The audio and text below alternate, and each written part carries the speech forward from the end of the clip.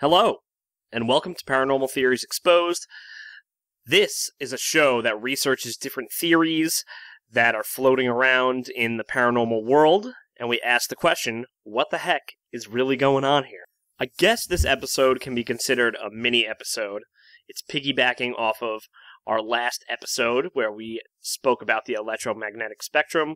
We wanted to add a little bit more information on the actual EMF meters that you use in the field. So thanks, as always, to Bill Hyland for giving us some awesome information. We have a rundown of all the different EMF meters that you could find out there, and we're going to talk a little bit about them. First, we have to talk about this. You're going to be hearing the word hertz and kilohertz a bunch of times, and even gigahertz, and we got to talk a little bit about what they are.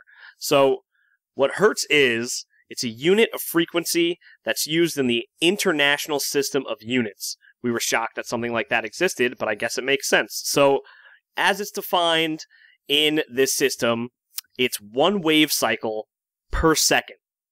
Okay? You may remember that a wave cycle is the distance of the point of one wave cycle to the corresponding point on the next adjacent wave cycle. When we're talking about kilohertz, it's a simple unit of frequency that equals 1,000 hertz.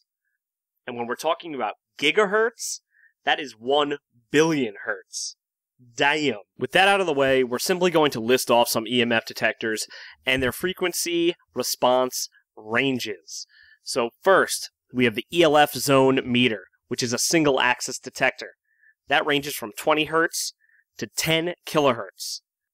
We have the K2 meter, also single axis, 50 hertz to 20 kilohertz. The ghost meter, also single axis, 50 hertz to 1000 hertz or 1 kilohertz. The cell sensor, single axis, 50 hertz to 1000 hertz or 1 kilohertz. The Lutron 822A, which is my favorite name out of all of them, single axis, 30 hertz to 400 hertz. This is considered a low frequency meter. The tri-field meter, which is 3-axis. It has a magnetic setting that can read from 50 hertz to 1000 kilohertz. Its electrical setting ranges from 50 hertz to 1000 kilohertz. And the radio setting goes from 50 hertz to 3 gigahertz. The MEL 8704 REM, or the MEL meter, is a single axis, and that ranges from 30 hertz to 300 hertz. And again, this is a low frequency meter. After looking at all these detectors, I'm reminded how important it is to know your technology. Know how it works, know how to use it, and know what you're reading. Because if I hadn't have done this research, I would have no idea the different variations in frequency ranges in all of these EMF detectors. Now, not only do I know what I'm doing, I know what it's reading, and I know what to write down when I capture it. I know that this anomaly came in these frequency ranges, because that's what the machine uses.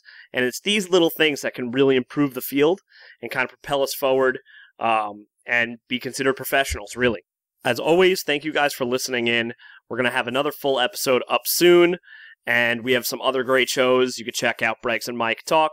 We now added My Problem With, featuring Bill Hyland. A bunch of great shows. We try to update at least 1 or 2 episodes of something a week. So check it out, subscribe, and thank you again.